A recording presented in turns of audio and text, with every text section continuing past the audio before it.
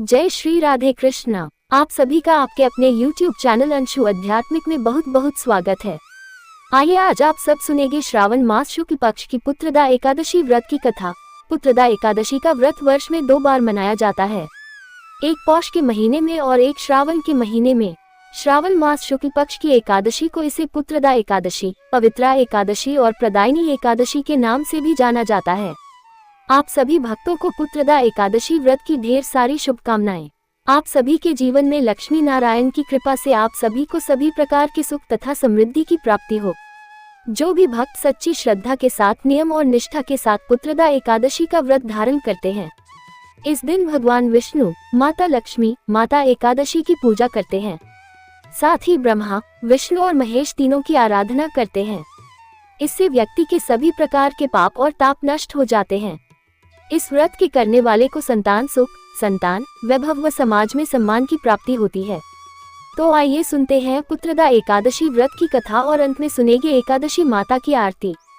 तो बोलिए प्रेम से भगवान विष्णु की जय, माता लक्ष्मी की जय, एकादशी माता की जय, सर्व देवी देवता की जय। कथा के अनुसार एक बार युधिष्ठिर ने भगवान श्री कृष्ण से कहा कि हे केशव, श्रावण मास के शुक्ल पक्ष की एकादशी का क्या नाम है और इसका क्या महत्व है, आप कृपा कर हमसे कहिए। भगवान श्री कृष्ण जी ने कहा कि हे राजन, अब आप ध्यान पूर्वक इसकी कथा को सुनिए। द्वापर युग में राजा महिजीत, जो कि महिष्मती नगरी में राज्य करता था, परंतु पुत्र न होने के कारण वह अत्यंत ही दुखित रहता था और पुत्र प्राप्ति के लिए अनेक प्रकार के प्रयत्नों को करता था। अनेक प्रकार की चेष्टा करने पर भी उसको आनंद देने वाला पुत्र रत्न की प्राप्ति नहीं हुई।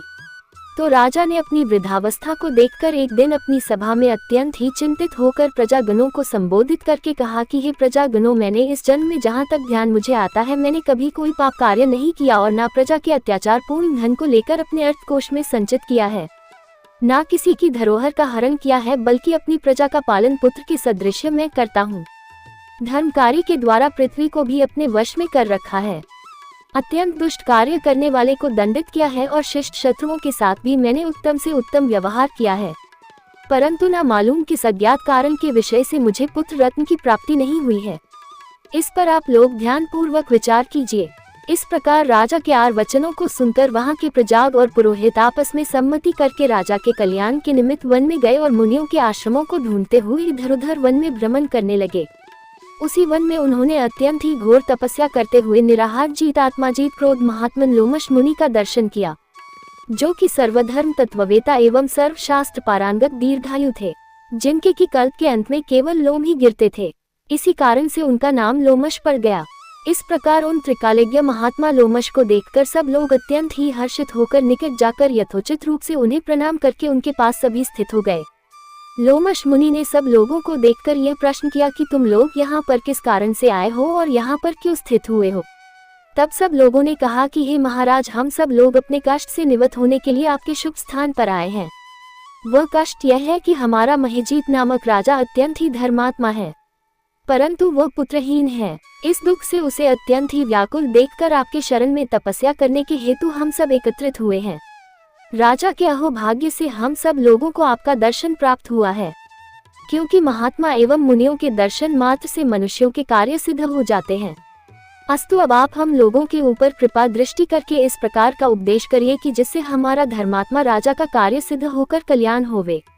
प्रजाजनों की इस प्रकार की बात को सुनकर क्षण भर तक ध्यानमग्न होकर राजा के पूर्व जन्म के वृतांत को समझकर लोमश जी ने कहा कि यह राजा पूर्व जन्म में अत्यंत ही घोर पापी और महादरिद्र जाति का वैश्य था।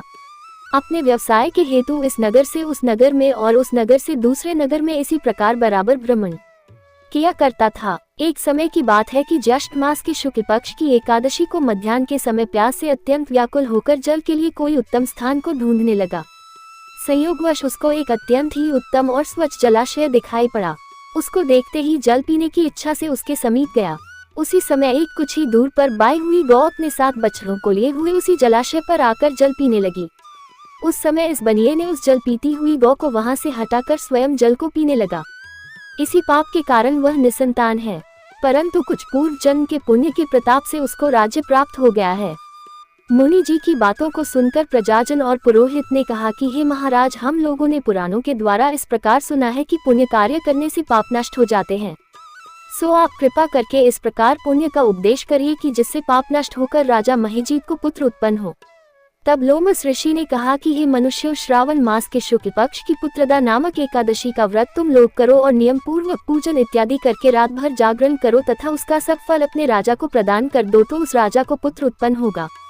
इस प्रकार लोमस ऋषि द्वारा व्रत के विधान और फल को सुनकर सब लोगों को अपार आनंद प्राप्त हुआ और सब लोग अपने अपने घर को लौट आए। श्रावण मास जब आया तब सब लोगों ने लोमस ऋषि के आज्ञा अनुसार राजा सहित भक्ति और विधान पूर्वक एकादशी का व्रत किया और दूसरे दिन अपना अपना फल उन सब लोगों ने राजा को प्रदान कर दिया। उस फल के प्रभाव से राजा की रानी ने गर्भ धारण कर समय आने पर पुत्र रत्न को प्राप्त किया। इस प्रकार की यह फलदात्री पुत्रदा एकादशी है। इसलिए इस लोक और उस लोक में आनंद प्राप्त करने वालों को इस पुत्रदा नामक एकादशी का व्रत अवश्य ही करनी चाहिए। इस एकादशी का महात्म पढ़ने और सुनने से घोर पापों से मुक्ति होती है। तो बोलिए प्रेम से भगवान विष्णु की जय, माता लक्ष्मी की जय। तो आइए अब सुनते हैं एकादशी माता की आरती। तो बोलिए प्रेम से एकादशी माता की जय।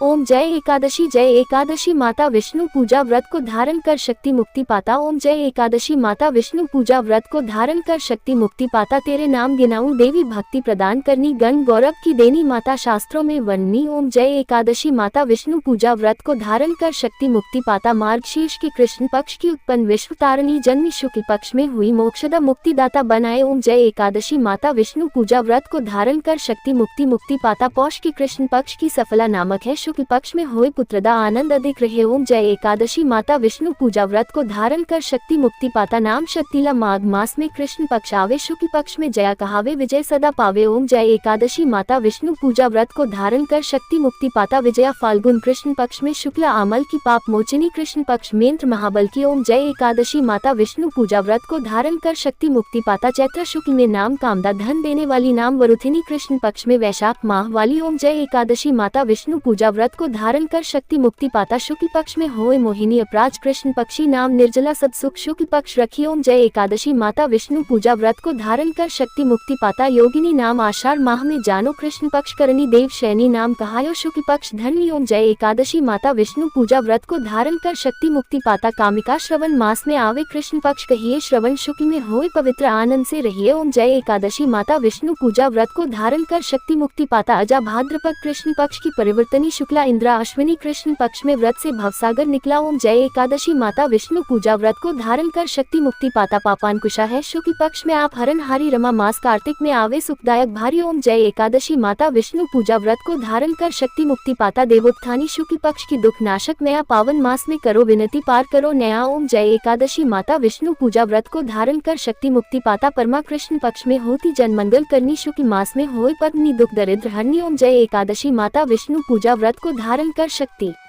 मुक्ति पाता। जो कोई आरती एकादशी की भक्ति सहित गावे, जन गुरु देता स्वर्ग का वासा निश्चय ही पावे। ओम जय एकादशी माता विष्णु पूजा व्रत को धारण कर शक्ति मुक्ति पाता। ओम जय एकादशी माता विष्णु पूजा व्रत को धारण कर शक्ति मुक्ति पाता। हाँ, शक्ति मुक्ति पाता। तो बोलिए प्रेम से एकादशी माता की जय, भगवान विष्णु की जय, माता लक्ष्मी की जय, सर्व देवी देवता की जय। तो आशा करता हूँ कि यह कथा और आरती आपको अच्छा लगा हो। इसी प्रकार से ज्ञानवर्धक जानकारियाँ प्राप्त करते रहने के लिए, व्रत पूजा के बारे में जानने के लिए, कथा को सुनने के लिए चैनल पे अगर आप पहली बार आए हैं तो चैनल को लाल बटन दबा करके सब्सक्राइब करें। साथ में बेल आइकन घंटी को दबाएं ताकि आने वाली वीडियो का नोटिफिकेशन आपको समय से मिलता रहे। वीडियो को लाइक करें, शेयर करें। सुखी रहें और स्वस्थ रहें। जय श्री राधे कृष्ण।